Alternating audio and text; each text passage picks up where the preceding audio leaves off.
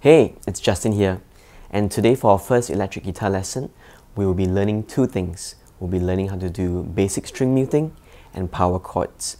Now for basic string muting, because we are playing an electric guitar, everything we do is amplified, so it's important to learn how to control our sound, and we'll start that off with basic string muting. The second thing we're going to learn are power chords. Now in rock guitar, pop guitar, and blues guitar even, you'll come across a lot of power chords, so it's important to learn. So let's get down to learning power chords. Now let's take a look at power chords. We're going to be using three fingers: the index finger, the ring finger, and the last finger as shown on the screen and in the diagram, in the chord diagram. So just line them up like this. Now you might see some diagrams with 2 or 3 fingers for the power chords. Well, don't be confused, both variations are exactly the same. So just be flexible. What I would recommend is to be flexible with using either 2 fingers or 3 fingers for the power chords, depending on the sound you like. Now let's learn some basic string muting, and we're going to learn this using our power chords. Firstly, let's form the power chord we've just learned. Okay, so what we're going to do is, with your index finger, you're going to put it across all the strings, but only the tip of your index finger is pressing across the 6th string. Okay? Let's put back the other 2 fingers. I always tell my students, just pretend you're doing a really bad bar chord and you're failing miserably at it. Alright? Okay, so going back to the power chord, what you need to do is, you need to hear only the bottom 3 strings, So the 6th string, the 5th string, and the 4th string should be clear.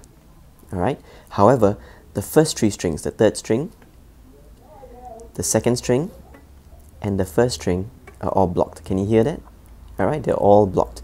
So I want you to practice this, just pressing on and adjusting the pressure until you hear the top 3 strings are blocked and only the frets they are pressing are heard.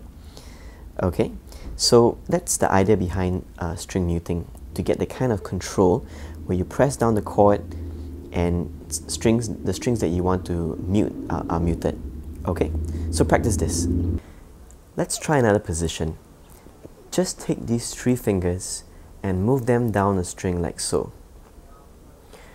Okay, so now your index finger is on the 5th string, ring finger is on the 4th, and last finger is on the 3rd string. Now with your index finger, do the same in muting the first 2 strings. Okay? Now how about the 6th string? Well, use the tip of your index finger to touch the string of the 6th string from below. Okay? One mistake is to place it on top, which is not correct, because you're more likely to press down and play a different bass note. Okay?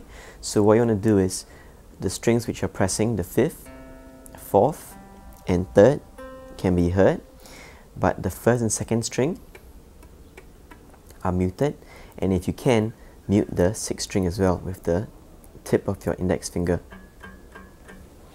Okay, this tends to be slightly difficult at the beginning, so work on it.